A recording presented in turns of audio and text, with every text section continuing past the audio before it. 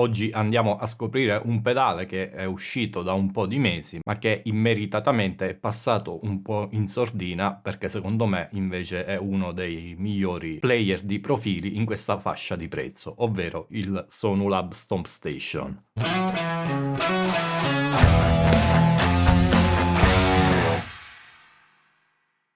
Prima di tutto partiamo dal dire cos'è il Sonulab Stomp Station. È un pedale che consente di caricare profili NAM, non li fa girare nel formato nativo di NAM, ma li converte, però i ragazzi di Sonulab hanno usato un approccio abbastanza unico alla conversione dei profili e dopo vi spiegherò sommariamente cosa c'è di diverso rispetto a tutti gli altri. Oltre a caricare i profili, ovviamente sono presenti anche alcuni effetti, ovviamente carica anche le IR e quindi ci consente di avere in un formato abbastanza piccolo praticamente un rig completo basilare con cui possiamo portare in giro i nostri suoni e profili preferiti. Innanzitutto cominciamo a vedere come è composto l'hardware.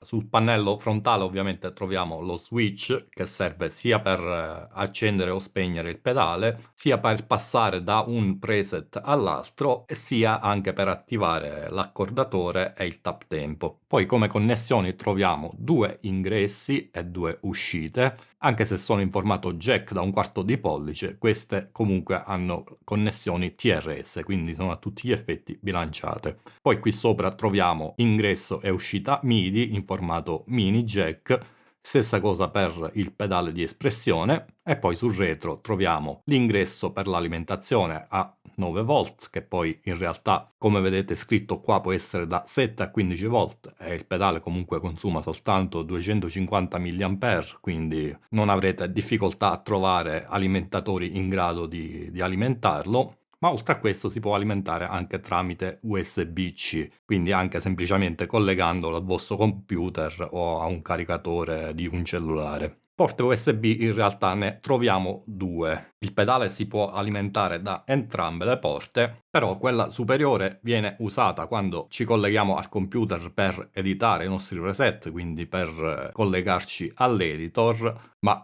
come vedremo fra poco, questo non è l'unico metodo per collegarci all'editor, serve anche per l'aggiornamento del firmware, mentre quella sotto serve per usarlo da scheda audio. Ed è anche una scheda audio class compliant, quindi potete usarlo anche collegandolo ad un cellulare, ad un tablet, insomma a qualsiasi dispositivo, senza bisogno di installare dei driver. Infine poi sull'altro lato troviamo un altro mini jack che è l'uscita per le cuffie. Andiamo a vedere anche come funziona l'interfaccia. Come dicevo, col tasto si accende e spegne tutta la catena del pedale. Si può anche alternare tra due preset, la configurazione si cambia dalle impostazioni e come vedete qua sul display accanto al numero del preset c'è una piccola lettera A. Questo sta ad indicare proprio che uno dei due preset assegnato allo switch è questo. L'altro assegnato allo switch sarà invece indicato dalla lettera B. Il display, nonostante sia abbastanza piccolo, ci fornisce comunque un bel po' di informazioni. Oltre appunto al numero ed al nome del preset che vedete al centro, in basso troviamo l'indicazione della percentuale di CPU utilizzata nel preset, il livello di uscita, livello di entrata per entrambe ovviamente, e poi qua in alto anche i BPM che possono essere impostati tra l'altro sia per essere globali che del singolo preset. Abbiamo soltanto una manopola che in questo caso è un encoder. Girandola possiamo andare ad impostare il volume di uscita globale del pedale. Premendola e girandola possiamo andare a cambiare preset. Premendola una volta si accede al menu in cui troviamo tutti i parametri del nostro preset. Per prima cosa enable, che sarebbe l'equivalente del tasto di accensione e spegnimento. Poi da qua possiamo andare pure a selezionare il nostro preset attraverso l'intera lista e poi sotto man mano troviamo i vari blocchi presenti. Quindi abbiamo il noise gate, poi c'è il compressore, l'amplificatore, che sarebbe poi il profilo NAM convertito, l'equalizzatore, l'IR che può essere anche stereo, quindi con la possibilità di caricare due diverse IR in ogni preset, mod, ovvero modulazione, quindi effetti quali flanger, phaser, chorus e anche tremolo, che in realtà è un effetto che si può aggiungere a questi tre, poi delay e riverbero. E infine troviamo la pagina master che ci dà accesso ad alcuni parametri globali, il volume generale del pedale, il volume del secondo ingresso che quindi si può andare a sommare in parallelo al segnale processato dal pedale, il tempo globale. E poi qua c'è un altro menu per impostazioni relative al singolo preset, il livello di uscita generale del preset, il tempo del preset e basta. Spero che da questa inquadratura si capisca anche quanto è piccolo il pedale, infatti vedete che io qua ho messo praticamente un plettro accanto per rendere l'idea, ma lo potete intuire anche dalla dimensione dei jack e dalla mia mano. È un pedale appunto in formato piccolo, quindi non è il classico case BB. Giusto per avere un termine di paragone vi metto accanto questo. Questo è appunto un pedale formato BB, vedete che questo è molto più corto e anche leggermente più stretto, quindi davvero occupa pochissimo spazio in pedaliera. Sul pedale sono presenti anche connessioni Bluetooth e Wi-Fi con cui possiamo collegarci al pedale per editare i nostri preset e avere accesso a tutti i parametri. E a proposito, vi faccio vedere adesso l'applicazione per PC che comunque è praticamente identica a quella per dispositivi mobili. Ed eccola qua. Sulla sinistra troviamo la lista di tutti i nostri pedali Sonulab in possesso, ovviamente io ne ho soltanto uno. Questo ci fa capire che comunque possiamo controllarne di più contemporaneamente. Come vedete qua in alto c'è questo simbolo che ci dice sostanzialmente che l'applicazione si può collegare al pedale sia tramite Wi-Fi che tramite USB e tramite Bluetooth. Quindi veramente completissimo come connettività multimediale. E devo dire che il Wi-Fi soprattutto è davvero molto comodo perché appena accendiamo il nostro pedale praticamente questo si connette automaticamente alla rete Wi-Fi di casa o comunque a qualsiasi rete che andiamo ad impostare da qua. Vedete che abbiamo SSD e password. Purtroppo però ne memorizza soltanto una, quindi se magari lo usiamo in posti diversi e con reti Wi-Fi diverse, ogni volta ci tocca collegarci in altro modo al pedale, quindi tramite Bluetooth possibilmente, ed andare ad impostare qua il nome della rete e la password. Qui in alto possiamo assegnare un nome personalizzato al pedale e vengono mostrate le info relative alla versione del firmware, l'autore del firmware, ovviamente in questo caso è Sonulab, e poi il nome dell'applicazione. Poi qua in basso troviamo le informazioni sulla licenza del pedale, quindi il numero seriale e la chiave. Non so a cosa servano sinceramente, però magari in futuro ci sarà un uso specifico. E poi in fondo possiamo anche andare ad impostare una password per il pedale che ci consente praticamente di bloccare l'accesso a chi non ha la password, perché appunto avendo tutte queste opzioni di connettività magari ci può essere qualche malintenzionato, tra virgolette, o magari semplicemente un amico che vuole farci uno scherzo che si può connettere liberamente al pedale e andare a cambiare i nostri parametri. Con la password invece siamo sicuri che questa cosa non possa succedere. Poi qui in alto possiamo andare a scegliere se mostrare sulla schermata principale l'applicazione, quindi i nostri effetti sostanzialmente, oppure i settaggi, che sono poi quelli che trovate anche sul pedale. Prima di tutto abbiamo l'accordatore. Questa è l'impostazione relativa al foot switch che quindi ci consente di andare a scegliere appunto la modalità con cui funziona l'interruttore e quindi se deve bypassare il pedale quando lo premiamo oppure se deve switchare tra due preset. E nella modalità AB possiamo appunto andare a scegliere quali preset saranno disponibili tramite il foot switch e anche il colore da assegnare al LED per ognuno di questi due preset. Poi nella sezione input troviamo il settaggio del gain relativo ai due ingressi. Mi fa piacere constatare finalmente che in questo pedale c'è una regolazione del gain analogica e in più una digitale. a differenza di tanti altri pedali simili che invece hanno soltanto la regolazione digitale e quindi non è possibile andare a migliorare il rapporto segnale-rumore dell'ingresso nel caso in cui abbiamo una chitarra con un output molto basso. E infine poi in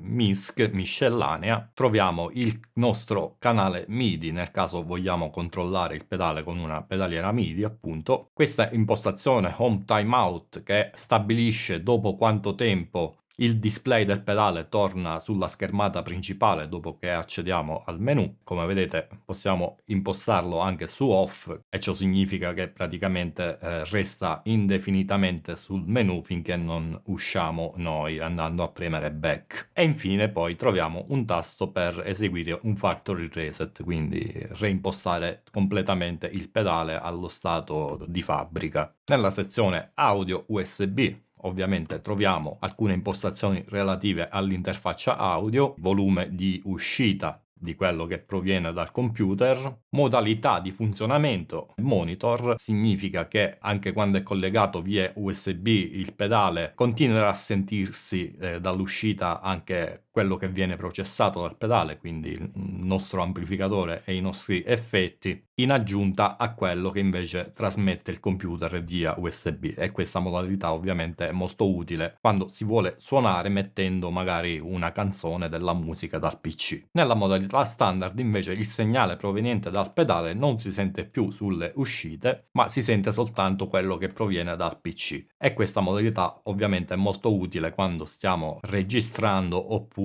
quando stiamo suonando con dei plugin e quindi non ci interessa sentire appunto quello che esce dal pedale, ma soltanto quello che esce dal PC. Infine andiamo a vedere la pagina application dove troviamo i nostri blocchi e con questo vi faccio sentire anche come suonano questi blocchi. Intanto qua in alto troviamo due view meter di ingresso e uscita che sono sicuramente molto utili per andare a regolare i livelli, anche se non c'è un'indicazione dei decibel esatti. Comunque vedete che ci sono queste linee che ho verificato e praticamente questa linea corrisponde a meno 12 decibel full scale e poi quando c'è clipping nell'ingresso e nell'uscita vedrete che tutta questa barra diventa rossa e anche sul pedale il LED comincia a lampeggiare nel momento in cui c'è clipping, quindi comunque abbiamo un'indicazione abbastanza chiara di cosa sta succedendo. Cliccando qua troviamo la lista dei nostri preset che sono in totale 20. Possiamo anche scorrere fra di essi premendo queste frecce.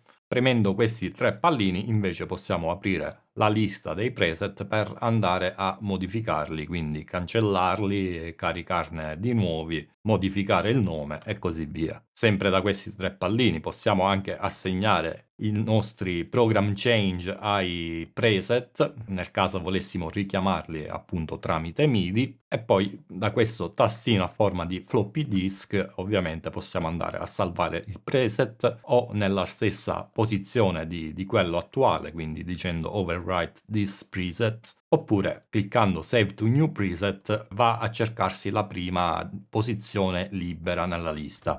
In questo caso ho tutti e 20 gli slot pieni, quindi vedete che non si può cliccare questa voce. Comunque prendo la chitarra e vi faccio vedere e sentire anche i blocchi. Primo blocco in catena è il gate, che devo dire funziona molto bene. Non ha diverse modalità, però i parametri presenti consentono di regolarlo al meglio e già da qua si vede comunque l'approccio che ha questo pedale, che per certi versi mi ricorda anche quello di Fractal, nel senso che troviamo dei parametri che di solito non si trovano su pedali simili. Infatti oltre alla soglia del gate possiamo anche andare a settare separatamente l'attacco e il rilascio del gate e in più questo parametro hysteresis che praticamente va ad impostare una differenza nella soglia tra quando il gate apre e quando invece chiude. Vi faccio sentire un po' come funziona. Così è spento, sentite che c'è un leggero fruscio dal pedale. Appena lo accendo scompare del tutto. Se vado ad abbassare la soglia a un certo punto ricompare il fruscio.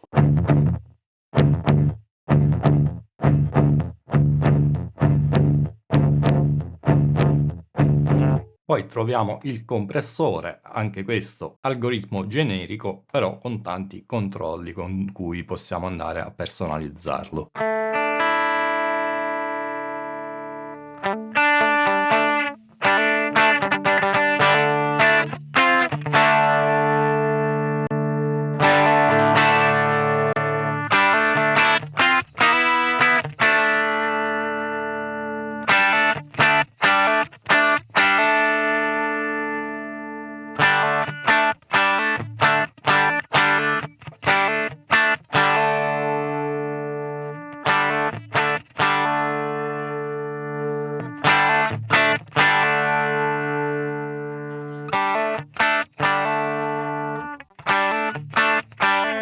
Ovviamente sensibilità per stabilire la quantità di compressione, make up per compensare la perdita di volume dovuta al compressore, poi attacco e rilascio, ovviamente sapete cosa sono, e poi questo bright che va a schiarire il suono del compressore.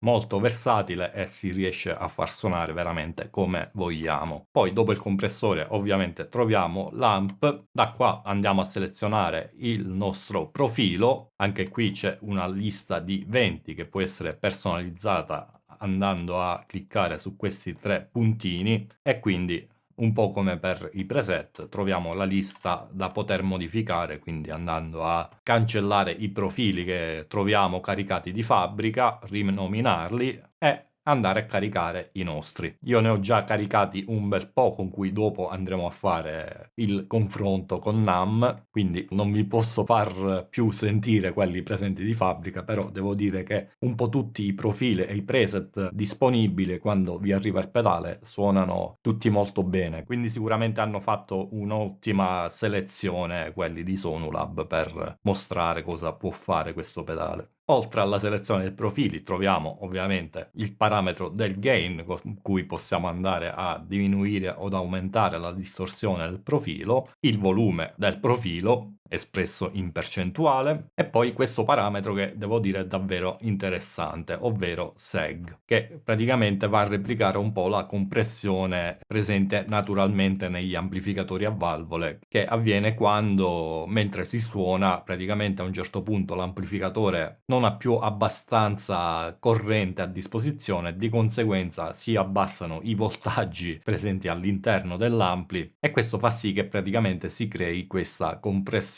che è anche un po' caratteristica del suono dell'amplificatore. Ovviamente in teoria dovrebbe già essere presente nel profilo che carichiamo, visto che sono copie più o meno esatte di un amplificatore anche in termini di dinamica, però con questo parametro possiamo andare ad aumentarla e comunque l'ho trovato molto utile per andare a modificare un po' il feel dei profili, soprattutto quando magari non si suona a volume altissimo. Aumentando questo parametro si ha come l'impressione appunto di suonare ad un volume più alto, proprio perché c'è questa compressione particolare che si aggiunge al suono. Ve lo faccio sentire.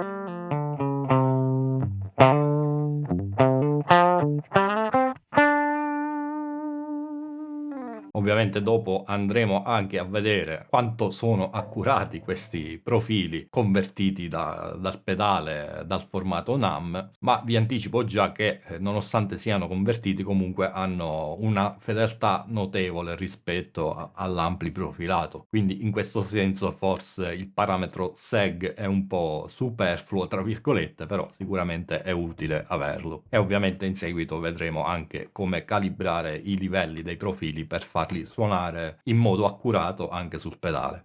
Poi dopo il blocco amp troviamo l'EQ, una semplice equalizzazione a 3 bande che è posizionata però dopo l'amplificatore. Sicuramente sarebbe stato utile avere la possibilità di spostarla anche prima dell'amp. I ragazzi di Sonolab mi hanno detto che in futuro ci sarà comunque la possibilità anche di muovere i blocchi, non so se solo alcuni o tutti. Ovviamente siamo ancora agli inizi dello sviluppo di questo pedale, quindi magari alcune funzioni arriveranno sicuramente in seguito. Poi dopo il blocco EQ troviamo anche il blocco IR, dove appunto possiamo selezionare sempre la nostra IR. Anche qui gli slot di memoria disponibili sono 20, non c'è nemmeno qui distinzione tra quelli di fabbrica e quelli dell'utente, quindi quando ricevete il pedale sostanzialmente li trovate tutti pieni e dovete andare a cancellare alcuni di quelli di fabbrica per poter caricare i vostri. A differenza di alcuni pedali simili, comunque nel blocco IR troviamo anche dei filtri low cut e high cut sicuramente utilissimi per andare a scolpire il nostro suono.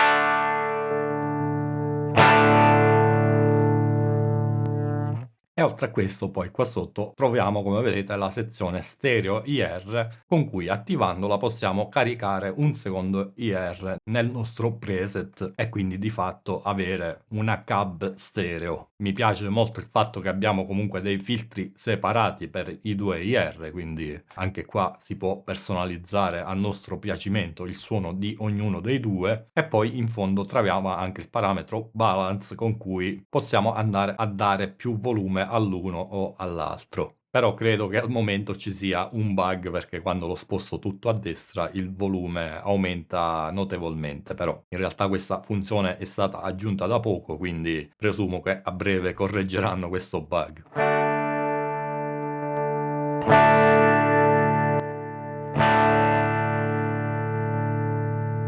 Poi dopo il blocco IR troviamo il blocco mod dove ci sono appunto gli effetti di modulazione. Anche questi sono molto completi nei parametri e anche qua mi ricorda vagamente Fractal perché possiamo veramente andare a personalizzarli come vogliamo, anche se ci sono comunque tipologie generiche per ogni effetto. Grazie a questi parametri si riescono a far suonare in migliaia di modi diversi sostanzialmente.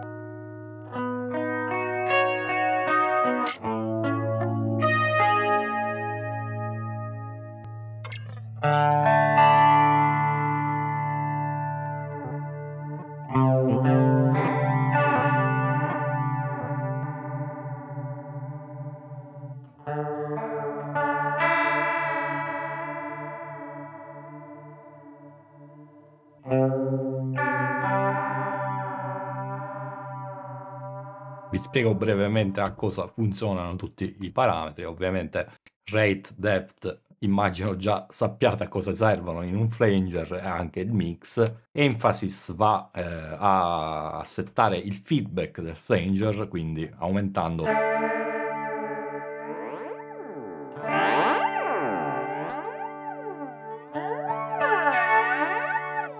esce fuori quell'effetto jet, diciamo così. Poi c'è anche la possibilità di andare a cambiare la forma d'onda dell'LFO, anche questa cosa rarissima da trovare in pedali simili, in genere lo troviamo appunto su Fractal e poche altre macchine. Possiamo andare a tagliare alte e basse sulla parte wet dell'effetto, quindi andare a colorarne il suono in sostanza, e poi con questo parametro stereo phase possiamo rendere l'effetto stereo andando ad introdurre una differenza nell'oscillazione dell'LFO tra il canale sinistro e quello destro. A proposito, tutti gli effetti dopo il blocco IR sono stereo e quindi praticamente viene mantenuta la separazione tra i due canali perfettamente.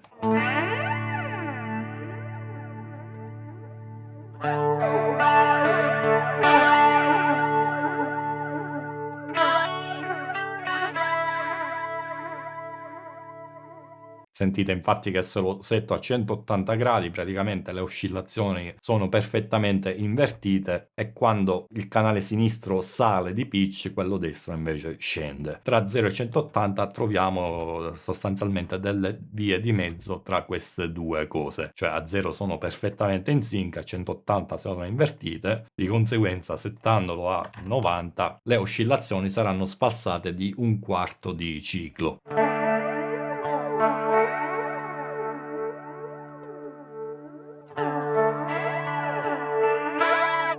In realtà però bastano anche valori bassi per far percepire la stereofonia. Sentiamo anche il phaser.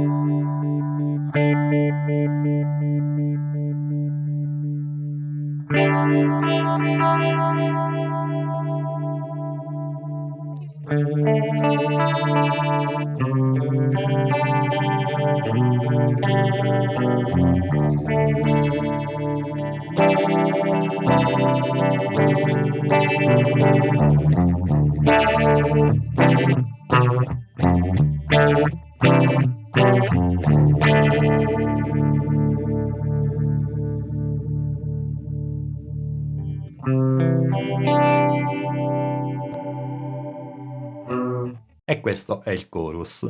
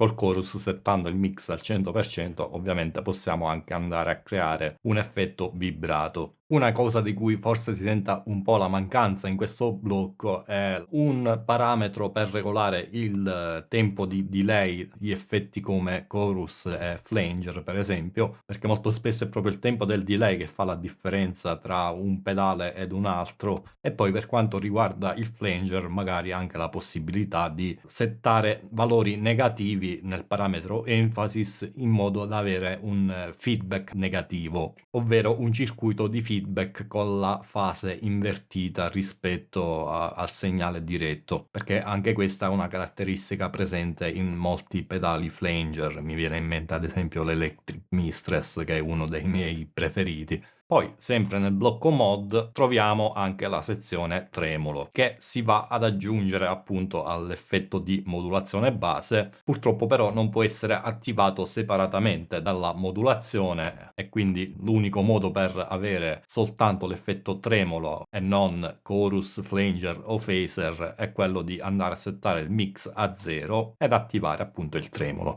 Anche qui poi troviamo rate, depth, stereo phase, che funzionano alla stessa maniera dell'altra sezione, e poi waveform, che va pure questa a cambiare la forma dell'oscillazione dell'onda dell'LFO, però questa volta tramite un controllo continuo anziché tramite 3 forme predefinite. Sentiamolo.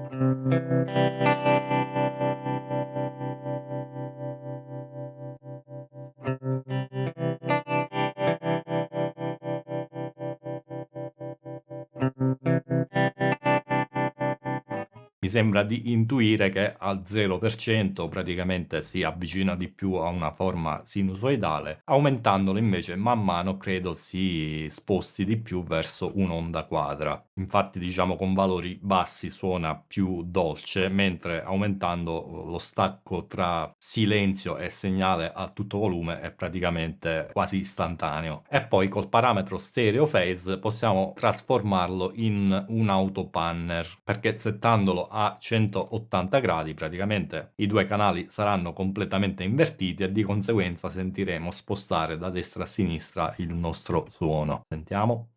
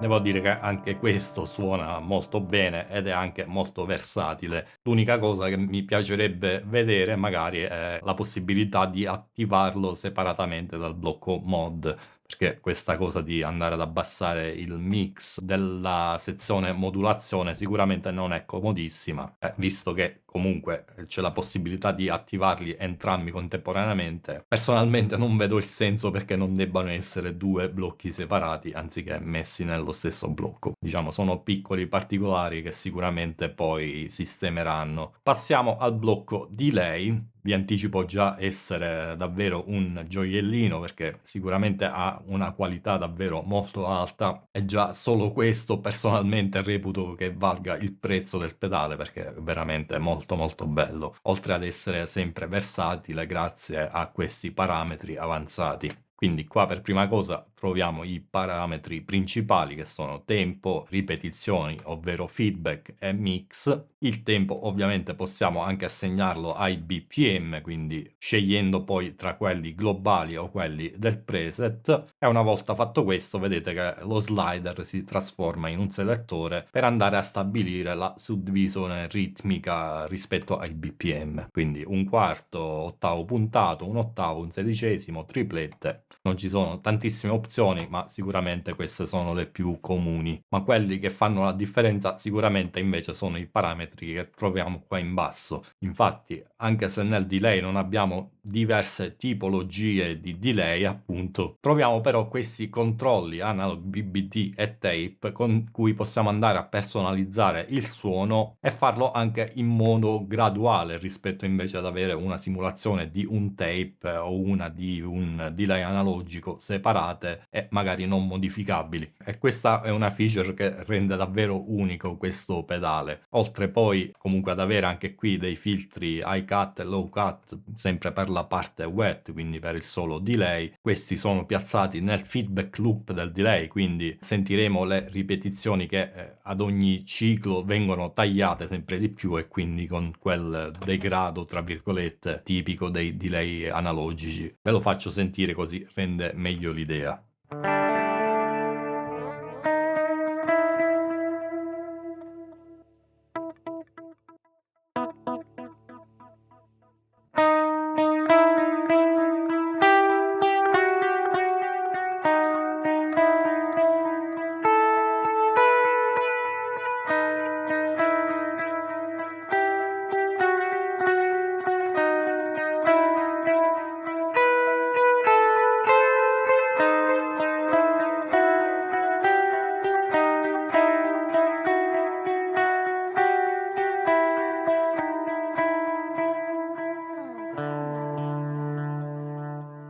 A zero tutti i parametri avanzati, così sentite che in questo modo otteniamo il tipico delay digitale dal suono cristallino e perfettamente trasparente.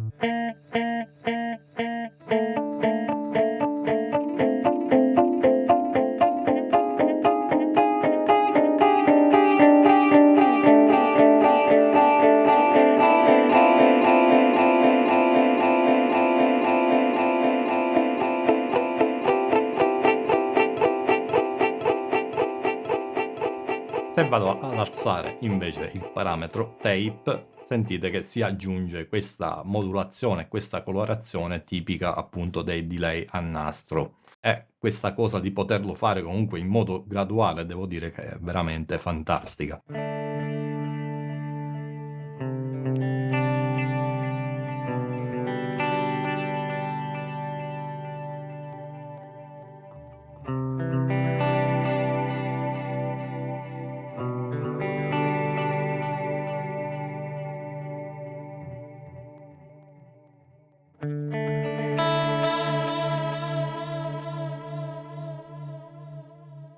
Tra l'altro fate caso anche al tipo di modulazione che introduce questo parametro, perché hanno resa davvero molto realistica questa modulazione, perché fa pensare proprio di avere un nastro che non ha un movimento regolare, e quindi si vanno a creare queste oscillazioni casuali appunto nel pitch e nella velocità di riproduzione, diciamo così. Non è un semplice LFO che fa su e giù in modo ritmico, ma appunto ha questa sorta di casualità, diciamo, nella modulazione. Ascoltate.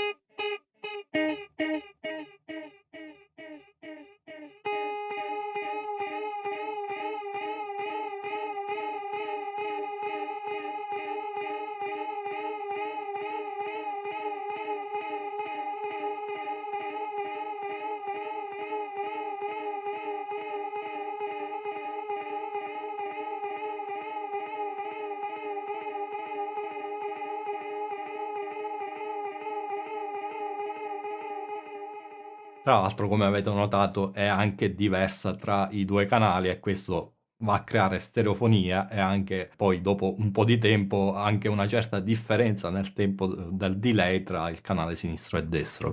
Il parametro analog BBD invece va ad aggiungere della distorsione, del filtraggio del segnale e credo anche una sorta di compounder, soprattutto per cambiare la risposta dinamica, ma anche, soprattutto per replicare il modo in cui si scuriscono le ripetizioni quando si usa un delay analogico, appunto basato sui chip BBD.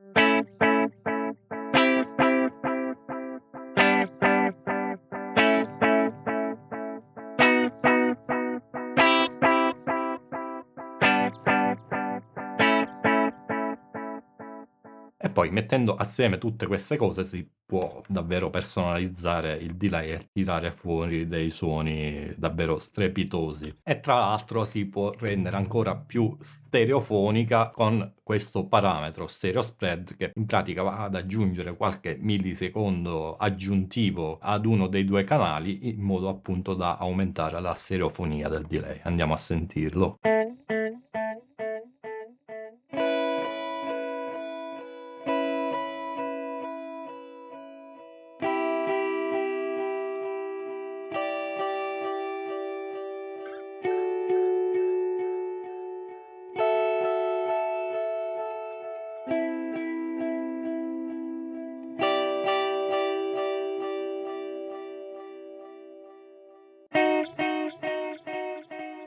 Vedete che settandolo al 100% si nota molto questa differenza tra i due canali e forse è anche un po' eccessiva perché si perde anche un po' il ritmo del delay. Però magari può essere utile nel caso in cui non usiamo il delay come effetto ritmico, ma come effetto d'ambiente, quindi magari col mix molto basso.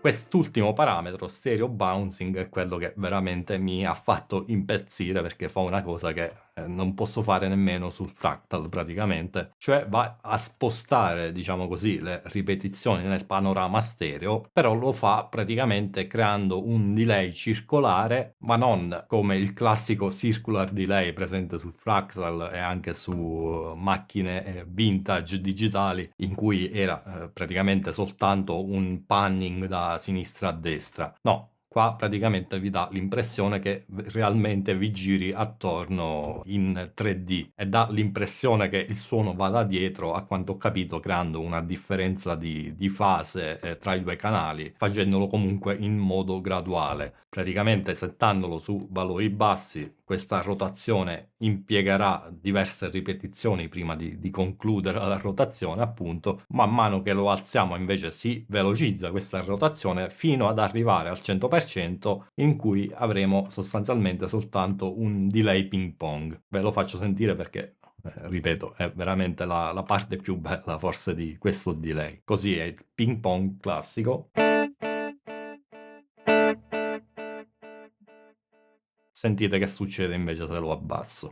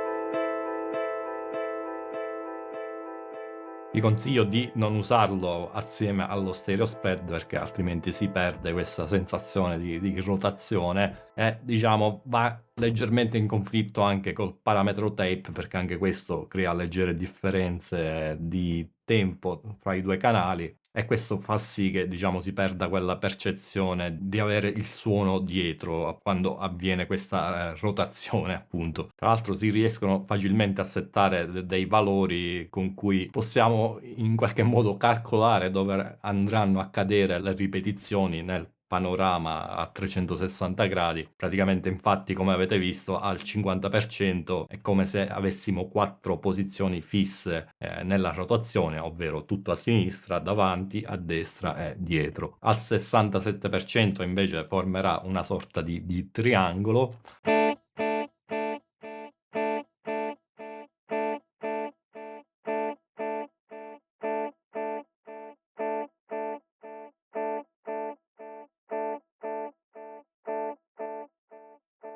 Al 33 saranno praticamente 6 posizioni diverse.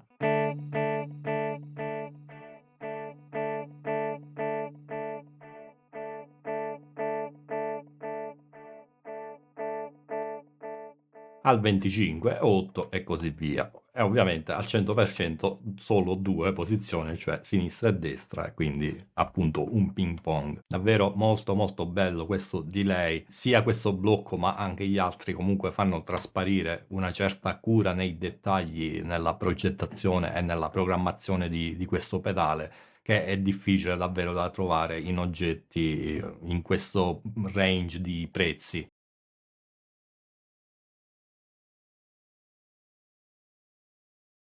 Comunque, passiamo al blocco riverbero. Questo è l'unico effetto in cui troviamo delle tipologie diverse. Vedete che c'è questo parametro mode in cui si può scegliere tra una simulazione di stanza, una hall e galaxy, che sarebbe, diciamo, un riverbero ambient più lungo. Come parametri non ne troviamo tantissimi, ma anche qua abbiamo una certa versatilità. Col decay ovviamente andiamo a stabilire la lunghezza del nostro riverbero. Mix non c'è bisogno nemmeno che ve lo spiego. Poi possiamo stabilire anche l'ampiezza della modulazione del riverbero, e poi col dump praticamente possiamo andare ad accorciare il riverbero sulle alte frequenze e su quelle basse, in modo che, diciamo, non diventi troppo invadente, soprattutto su frequenze che non competono alla chitarra. Partiamo dal room.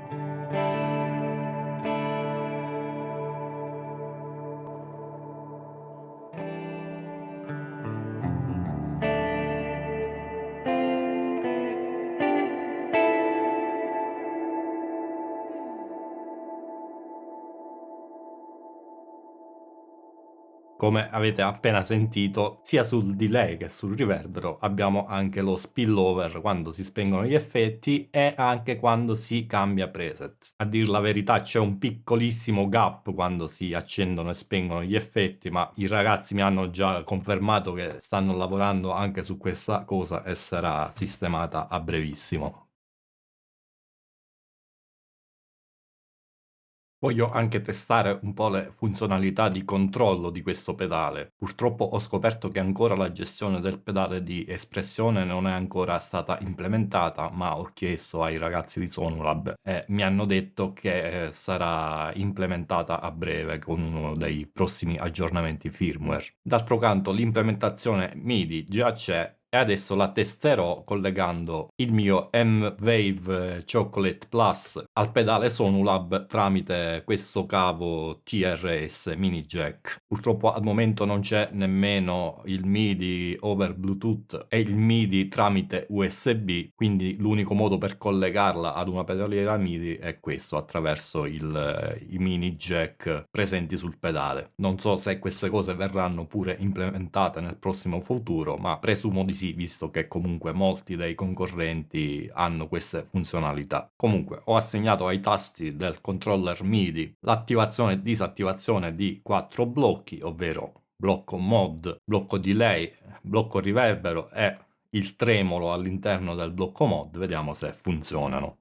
Sì, vedete che premo il primo, si accende il blocco mod, premo il secondo e si accende il tremolo, premo il terzo e si accende il delay e premo il quarto e si accende il riverbero. Quindi funziona alla perfezione ed è anche molto semplice da programmare perché ogni blocco ha appunto il suo messaggio CC preassegnato, li trovate nel manuale, e quindi basta assegnare al controller MIDI gli stessi CC con due valori diversi, ad esempio 0 e 127, per accendere o spegnere l'effetto. Per controller MIDI come il Chocolate Plus magari sarebbe utile avere un'indicazione a schermo di quali effetti sono attivi o bypassati all'interno del pedale, visto che comunque sul Chocolate Plus non ci sono LED che indicano lo stato di attivazione di quegli switch. Magari anche questa cosa gliela chiederò ai ragazzi di Sonulab. Ovviamente il controller MIDI si può anche programmare per cambiare preset, in quel caso basta usare i program change e li potete assegnare da qua ad ogni preset, quindi diciamo che se volete usarlo come rig completo, anche se ha soltanto uno switch il pedale, con pochi soldi, il Chocolate Plus costa una ventina di euro, si riesce a risolvere il problema e si riesce a controllare praticamente tutto all'interno del pedale.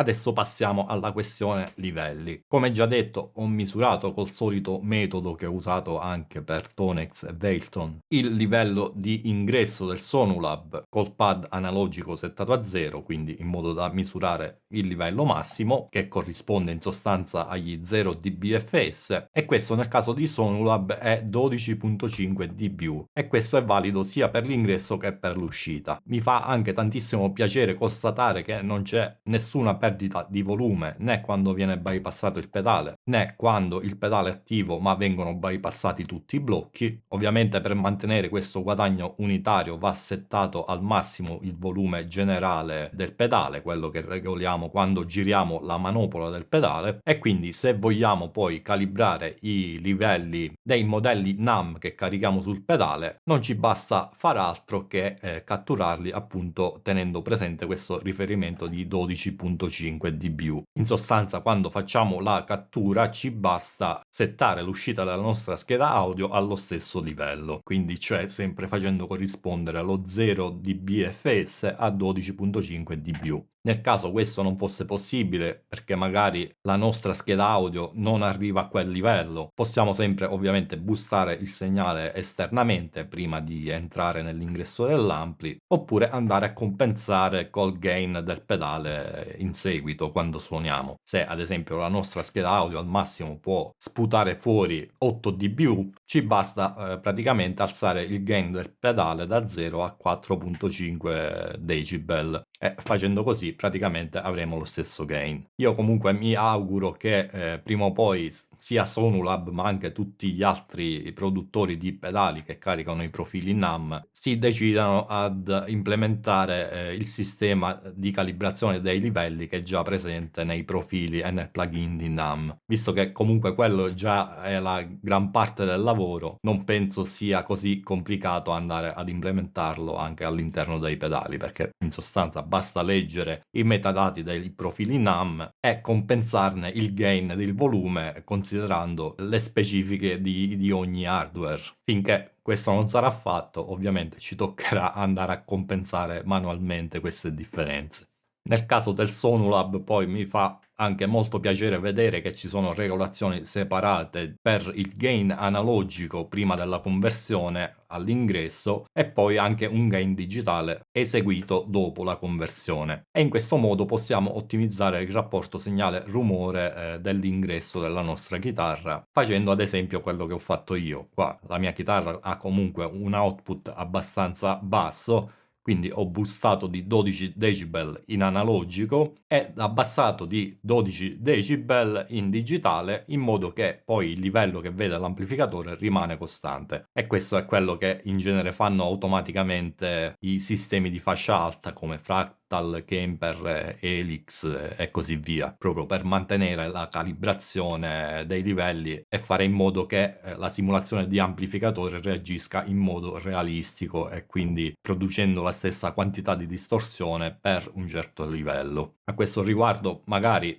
visto che comunque già i controlli ci sono, non mi dispiacerebbe vedere Sonulab implementare la stessa soluzione, quindi andando a compensare automaticamente il livello quando si modifica il valore dell'analog pad, anziché farlo manualmente. E magari lasciare il gain digitale invece semplicemente per avere una regolazione globale del gain del pedale. E tra l'altro mi fa anche piacere constatare che il livello massimo di ingresso, questi 12.5 dBu, è più alto rispetto a molti altri pedali simili, e questo, anche se la differenza potrebbe sembrare poca, in realtà diminuisce considerevolmente il rischio di andare a clippare gli input anche con pick-up attivi o pedali di boost messi prima del Sonulab, perché comunque 12.5 dBu corrisponde a più di 9 volt picco picco, e ciò significa che sostanzialmente è impossibile clippare l'ingresso del pedale con qualsiasi cosa sia alimentata a 9 volt, che siano pick-up o pedali, perché il livello d'uscita, come magari sapete, è limitato appunto dal voltaggio di alimentazione, quindi i pedali o i pick-up in grado di eccedere tale livello sono solo quelli alimentati a 18 o 24 volt. E comunque in genere penso che nessuno utilizzi questi pedali col volume al massimo, quindi diciamo che è abbastanza difficile trovarsi in questa situazione. Quindi anche qua tanti complimenti a Sonulab per aver progettato bene anche questa cosa. Tra l'altro poi, grazie ai view meter presenti nell'applicazione, ho individuato anche un'altra chicca, anche questa che mostra particolare cura e ai dettagli nella progettazione di questo pedale, ovvero che prima di arrivare al vero e proprio clipping del convertitore interviene una distorsione analogica, circa un decibel prima del vero e proprio clipping, il che fa sì che difficilmente si arrivi a clippare il convertitore e quindi sentire quella orribile distorsione analogica, ma piuttosto, anche se ci dovessimo malavvertitamente avvicinare al clipping, anziché sentire quella distorsione orribile, sentiremo una distorsione analogica che è molto meno fastidiosa. Questo ovviamente però avviene soltanto negli ingressi, perché all'uscita ovviamente non c'è circuitazione analogica prima della conversione, quindi se sforiamo i 0 dBFS lì otterremo clipping digitale a tutti gli effetti.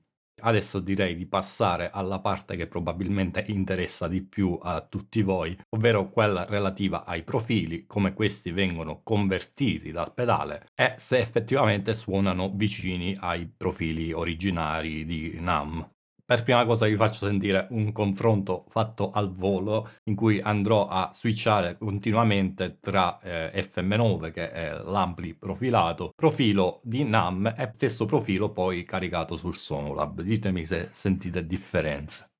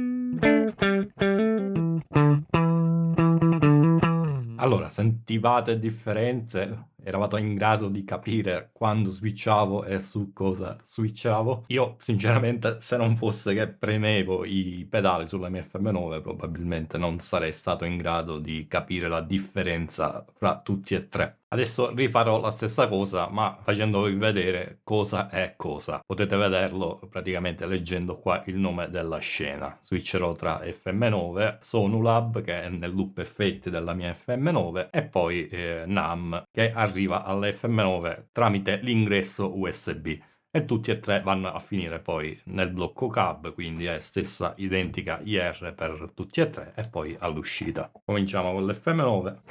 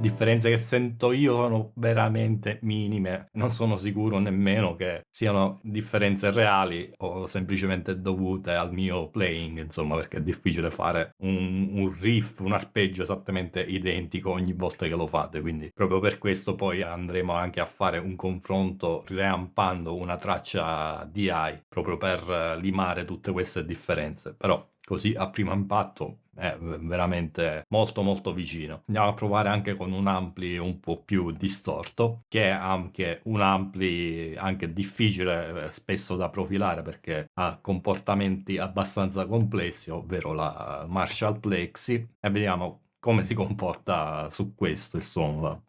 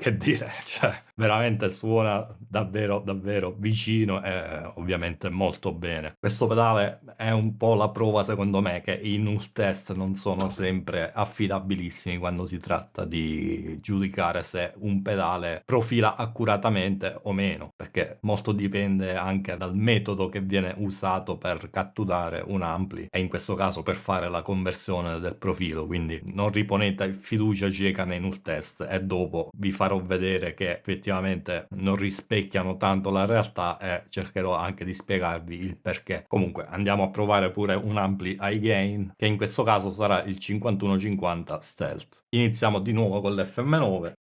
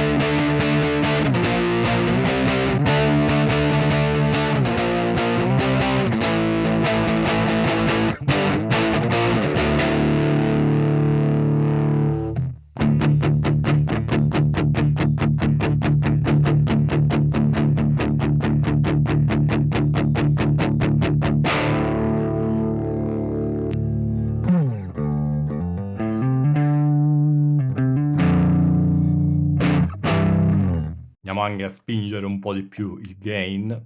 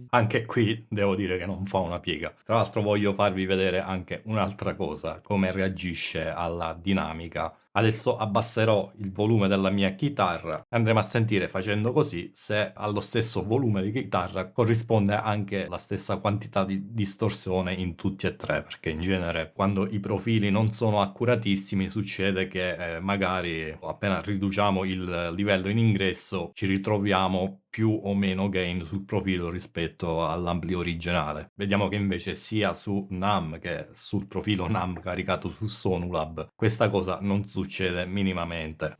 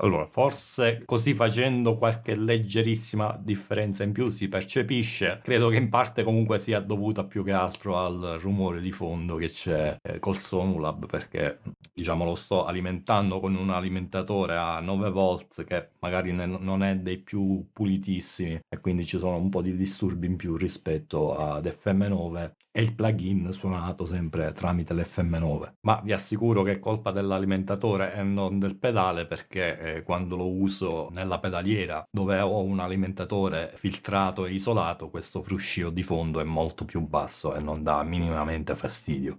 Una delle cose che più mi intrigava di questo pedale era sicuramente il metodo con cui effettua la conversione dei profili NAM. Infatti, se molti altri pedali simili effettuano la conversione semplicemente andando a ricatturare il profilo NAM con una rete neurale proprietaria e quindi essendo costretti a farlo in breve tempo, comunque perdendo parecchia qualità rispetto al profilo NAM e parecchia accuratezza, questo pedale invece adotta un approccio diverso, ovvero il profilo NAM viene convertito sostanzialmente in un modello di amplificatore classico. Quindi in realtà quello che genera la conversione è una simulazione di amplificatore vecchio stile, il cui comportamento viene matchato a quello del profilo NAM. Adesso non so di preciso come questo venga fatto, spero che i ragazzi di Sonulab accettino il mio invito a partecipare ad una live e magari ce lo faremo spiegare direttamente da loro per quanto possibile. Comunque sta di fatto che questo approccio, oltre ad ottenere risultati molto più accurati rispetto alle altre conversioni, presenta anche altri vantaggi, ovvero quello di eliminare le cosiddette allucinazioni della rete neurale, che molto spesso tra l'altro si traducono in aliasing, oltre che in comportamenti diversi della simulazione quando l'input, quindi il segnale, è molto diverso rispetto a quello con cui è stato allenato. E un esempio di questo era sicuramente il Velton GP5 che ho recensito poco fa. Se vi siete persi la recensione la trovate qua in alto. Infatti lì abbiamo visto che comunque il profilo convertito era poco accurato sia in termini di risposta in frequenza, ma anche a livello di comportamento dinamico. Infatti molto spesso nei profili le basse, oltre ad essere esagerate proprio in termini di equalizzazione rispetto al profilo originale, erano spesso anche molto meno distorte e di conseguenza più dinamiche rispetto al riferimento. E quindi in sostanza una cosa abbastanza difficile poi da correggere a bordo del pedale. Tutto ciò invece non avviene col Sonulab, proprio grazie a questo metodo di conversione abbastanza originale e innovativo, devo dire, perché a quanto ne so, almeno finora è l'unico ad usare questo approccio. Abbiamo già sentito con le nostre orecchie che in effetti il suono è pressoché identico all'originale e al profilo NAM. Adesso andiamo anche a vedere con un'analisi più approfondita se effettivamente questi vantaggi ci sono. Quindi iniziamo esaminando l'aliasing.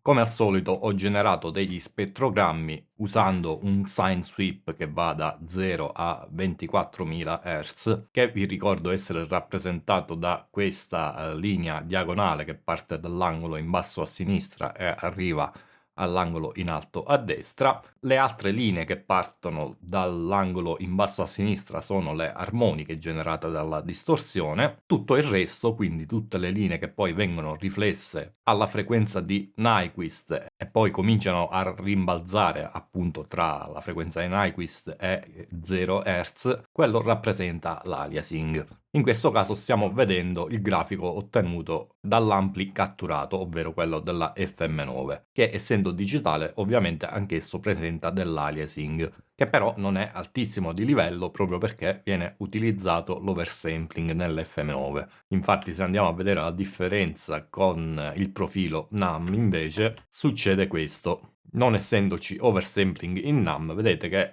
tutte le armoniche vengono riflesse esattamente a 24.000 Hz, ovvero la metà della frequenza di campionamento. E quindi si crea questo grafico dove appunto l'aliasing, le armoniche riflesse, hanno un colore abbastanza chiaro, ciò vuol dire che il livello di questo aliasing è abbastanza alto da essere udibile. Nell'FM9 invece, essendoci l'oversampling, vedete che non vengono più riflesse a 24.000 Hz, ma molto più in alto, proprio perché viene moltiplicata la frequenza di campionamento e di conseguenza, essendo riflesse molto più in alto, quando tornano nel range dello spettro udibile, queste sono molto più basse di livello e quasi inudibili, e quindi sono rappresentate da queste linee bluastre. Stranamente però nell'FM9 sono presenti delle riflessioni anche a 24.000 Hz, e lo vedete qua soprattutto sulla seconda armonica che viene riflessa e ad un livello anche abbastanza alto. Sinceramente non so a cosa sia dovuto questo aliasing, perché ho controllato sia tutti i livelli per evitare che andasse in clipping qualcosa. A quanto pare, almeno suppongo che questo aliasing venga proprio dal blocco AMP, e credo magari forse dalla riconversione del sample rate dopo l'oversampling. Boh, sinceramente non lo so. Fatto sta che comunque questo avviene soltanto a frequenze molto alte, che in genere con segnali di chitarra difficilmente saranno udibili. Comunque andiamo a vedere invece cosa succede col Sonulab.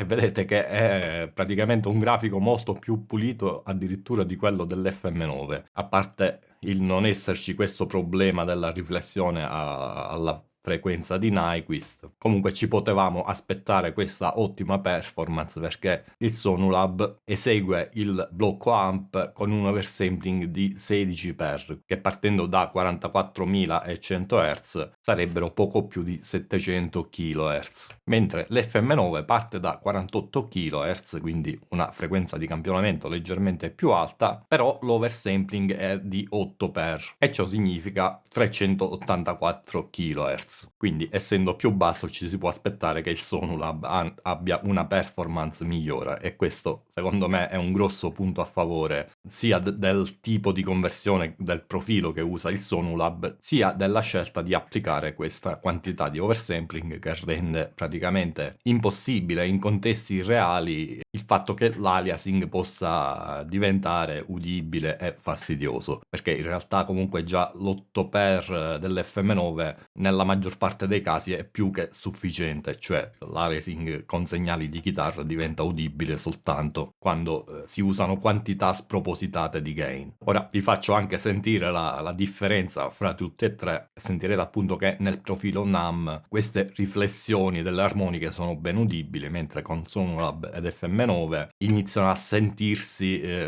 comunque di volume molto più basso soltanto quando la fondamentale, il Stein Sweep, raggiunge frequenze alte che difficilmente una chitarra raggiunge, appunto. Iniziamo con NAM.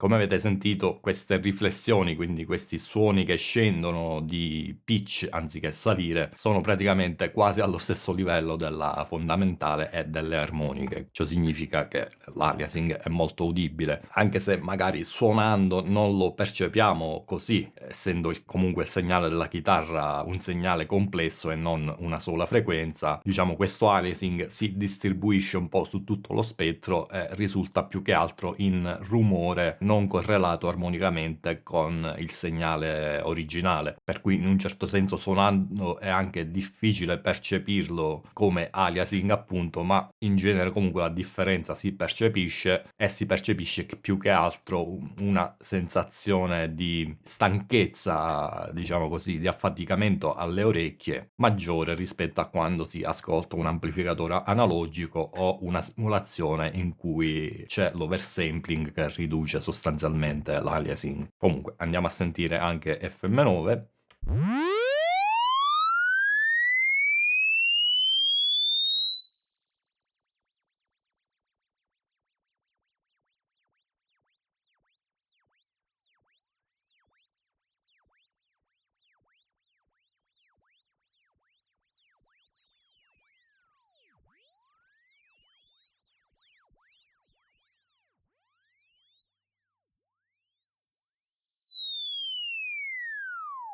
Come sentite qua le riflessioni diventano udibili soltanto quando la fondamentale raggiunge circa 7000-8000 Hz, cosa che con una chitarra è praticamente impossibile. Forse un po' più possibile se il segnale della chitarra è già stato distorto in precedenza in qualche modo, magari ad esempio usando un pedale overdrive di fronte all'amplificatore, allora magari in quel caso potrebbe diventare udibile, però diciamo che comunque con 8x di oversampling si è abbastanza al sicuro. Comunque sentiamo anche il Sonulab.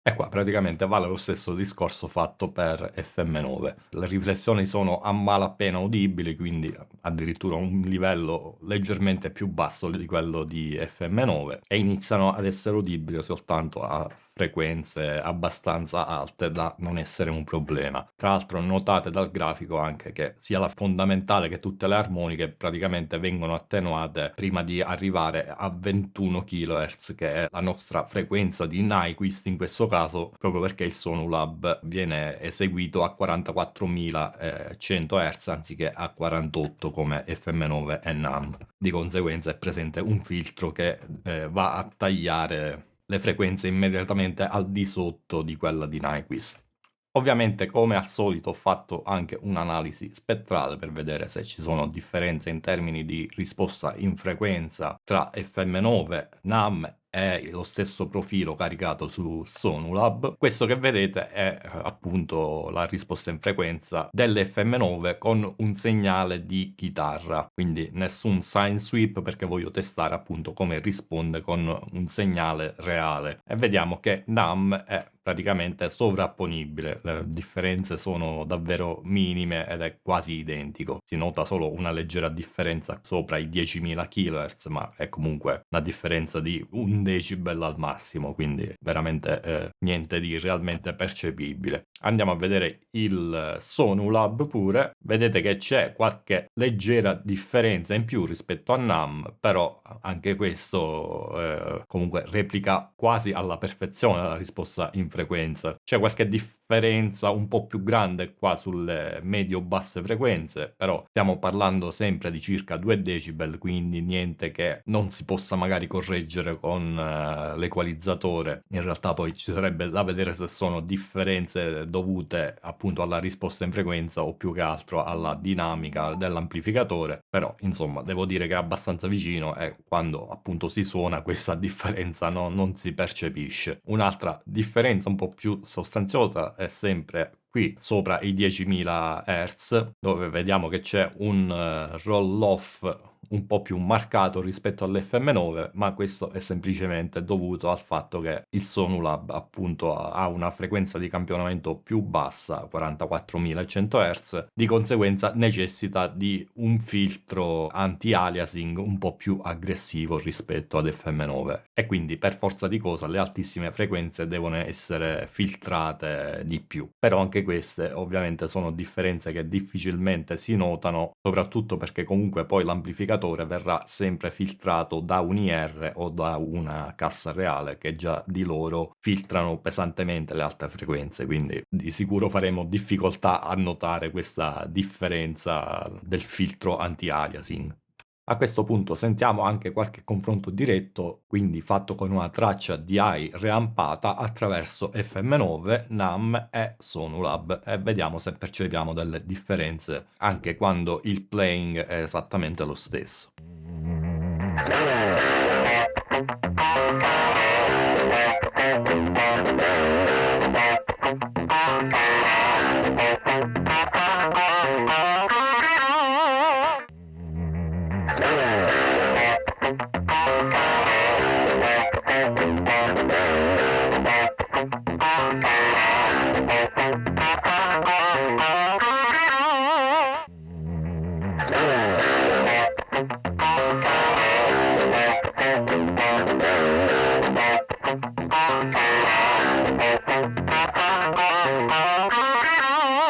Quindi avete sentito differenze? Io personalmente pochissime, qualcosina c'è, ma è secondo me veramente trascurabile. Notate anche che la forma d'onda di NAMM è quasi identica a quella di FM9, mentre quella di Sonulab, nonostante sia stata matchata in termini di loudness, i picchi sono leggermente più alti e questo ci fa pensare che ci sia comunque un po' di differenza nella dinamica soprattutto, ma anche qui, a differenza di quanto avevo percepito col Veilton, in realtà questa differenza non è esattamente percepibile quando si suona. Di questa cosa magari ne parliamo un po' meglio dopo, quando faremo il null test. Nel frattempo riascoltiamo tutti e tre saltando per vedere se queste differenze si percepiscono quando c'è il salto tra un sample e l'altro.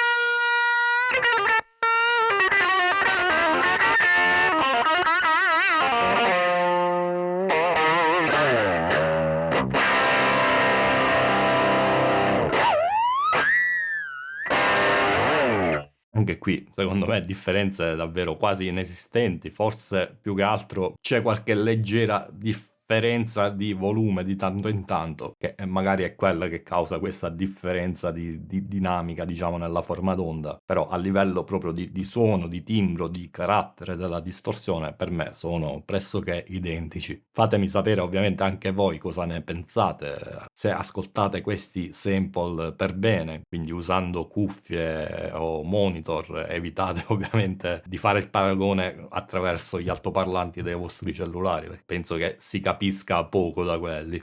Quindi andiamo ad eseguire il null test. Per prima cosa compariamo FM9 con NAMM per avere un riferimento appunto col profilo originale NAMM e vediamo che viene fuori meno 21.50 decibel lufs ed anche un ESR di 0.006, quindi sostanzialmente una differenza inferiore all'1%.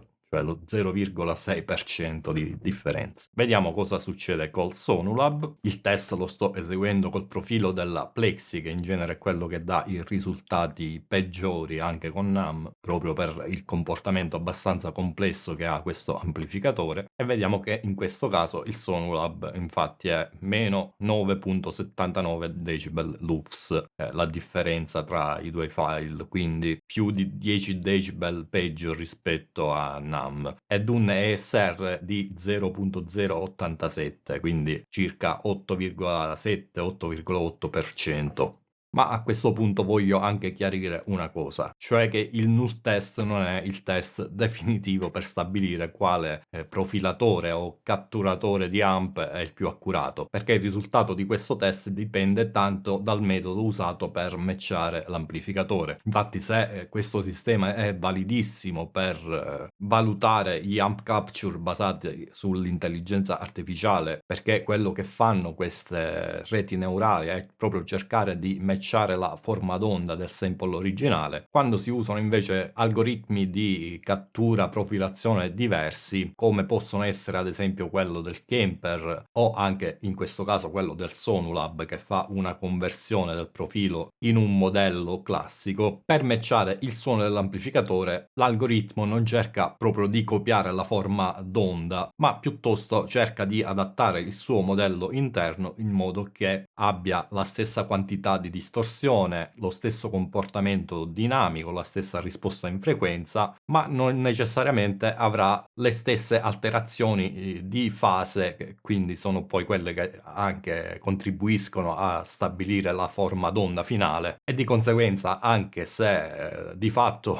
il profilo suona identico o quasi alle nostre orecchie all'amplificatore originale, o in questo caso anche al profilo NAM, comunque dal null test usciranno fuori queste differenze che, per quanto sembrino sostanziose, in realtà poi nelle applicazioni reali, cioè quando suoniamo o ascoltiamo i sample, sono in realtà differenze minime e quasi inudibili. Quindi io il null test l'ho fatto, però prendetelo sempre con le pinze, sia quando lo faccio io che quando lo fanno anche altri. Per quanto mi riguarda, appunto, il null test è utile in certi casi, ma non è il test definitivo. Il test definitivo sono sempre le nostre orecchie, ricordatelo. Nel caso del Sonulab, le mie orecchie mi dicono che comunque è molto accurato. Forse non a livello di NAM, però ci va davvero molto molto vicino. Prossimamente forse farò anche un video per approfondire questa cosa, appunto cercare di capire e stabilire quali sono i limiti del null test e magari anche se ci sono alternative più valide per confrontare i vari algoritmi di profilazione. Se siete interessati a questo video fatemelo sapere nei commenti.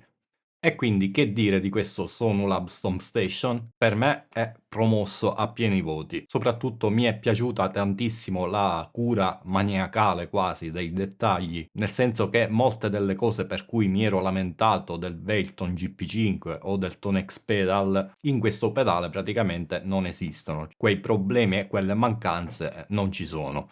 Ovviamente c'è ancora qualche piccolo bug da sistemare, considerate che è un prodotto comunque giovanissimo, è uscito pochi mesi fa, è un'azienda giovanissima, questo è il loro primo prodotto praticamente, quindi comunque vedere questa qualità sia nella progettazione dell'hardware che anche lato software e vedere anche comunque tanta versatilità con alcuni parametri avanzati che in genere si trovano solo su macchine ben più costose, mi fa avere davvero tanta stima verso questa azienda e sicuramente vedo un futuro roseo per loro. Non vedo l'ora di vedere cos'altro produrranno in futuro. Il tutto ad un prezzo che, seppur non economicissimo, secondo me è giusto per quello che offre e soprattutto giusto considerando che comunque è un pedale che sarà sicuramente supportato a lungo, a differenza magari di prodotti cinesi che dopo 1 o 2 anni vengono completamente abbandonati. E secondo me tra l'altro ha anche la potenzialità di offrire anche di più di quello che offre adesso, sia perché comunque i ragazzi di Sonolab mi hanno già detto che stanno già lavorando a vari aggiornamenti in cui aggiungeranno varie nuove funzioni ed effetti, sia perché ad esempio questo approccio di convertire i profili in modelli classici apre la porta per esempio al fare una cosa che fa ad esempio Fractal, ovvero magari la possibilità di caricare due profili senza aumentare però l'uso della CPU del pedale. Fractal fa questa cosa ad esempio sull'AxeFX, dove quando in un preset sono presenti due blocchi amp praticamente viene dimezzato l'oversampling per far sì che l'algoritmo consumi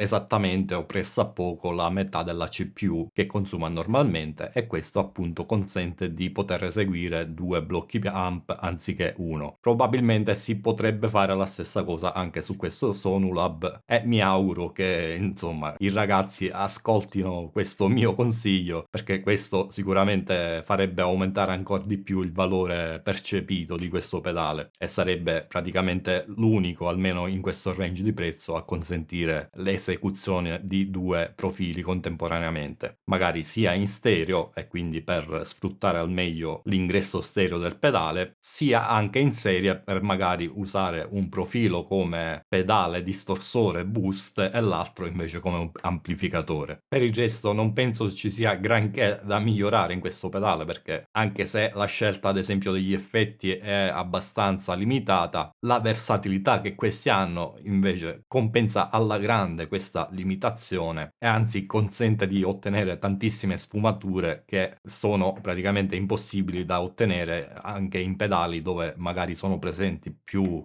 tipologie di un singolo effetto, però poi nelle regolazioni non consentono di fare granché. A me personalmente piace tanto questo approccio perché è un po' lo stesso approccio che aveva Fractal in passato. Diciamo, quindi vengo io da quel mondo e mi ci trovo bene. Magari non tutti saranno d'accordo con me, però alla fine, a differenza di Fractal, comunque, anche se ci sono parametri avanzati, non sono tantissimi e si capisce benissimo cosa fanno. Quindi comunque resta molto semplice da utilizzare e comunque non credo che questo poi cambierà col tempo perché almeno parlando con i ragazzi il loro intento comunque è quello di mantenere sempre la semplicità d'uso al massimo, cercando però appunto di offrire quella versatilità in più. La qualità degli effetti poi va dal buono allo strepitoso per quanto mi riguarda, almeno per quello che è il delay. Quel blocco da solo per me vale il prezzo del pedale perché suona veramente benissimo, è alla pari di pedali delay e processori ben più blasonati. Quindi insomma per me vale la pena acquistarlo e dopo questa recensione sono ancora più convinto che sia stato ignorato dal pubblico un po' immeritatamente perché davvero offre tanta qualità. Se volete acquistarlo, oggi, data di uscita del video, e domani sarà attivo un codice sconto che Sonulab mi ha concesso per gli spettatori di questo video. Basta andare sul loro sito ed inserire questo codice che vedete qui per ottenere un 10% di sconto sull'acquisto. Quindi il prezzo passerà da 279 a circa 250 euro. Ringrazio tantissimo Sonulab per questo sconto e anche per avermi dato la possibilità di recensire questo pedale, lasciandomi comunque libero di esprimere le mie opinioni senza censurare magari alcuni difetti e bug del pedale o con l'obbligo di parlarne per forza bene, cosa che magari certe aziende fanno, ma non loro sicuramente. E anche per questo ho imparato ad apprezzare questa azienda e quello che c'è dietro, che prevalentemente poi è passione, visto che sono tre ragazzi abbastanza giovani che sono partiti praticamente da zero e hanno tirato fuori questo prodotto degno di nota. Con questo penso sia tutto. Nel prossimo video andremo a confrontare questo Sonulab con Tonex Pedal e Velton GP5, quindi restate sintonizzati, iscrivetevi al canale se non l'avete ancora fatto, così sarete notificati appena i nuovi video escono. Detto questo vi mando un saluto e vi do appuntamento alla prossima. Ciao!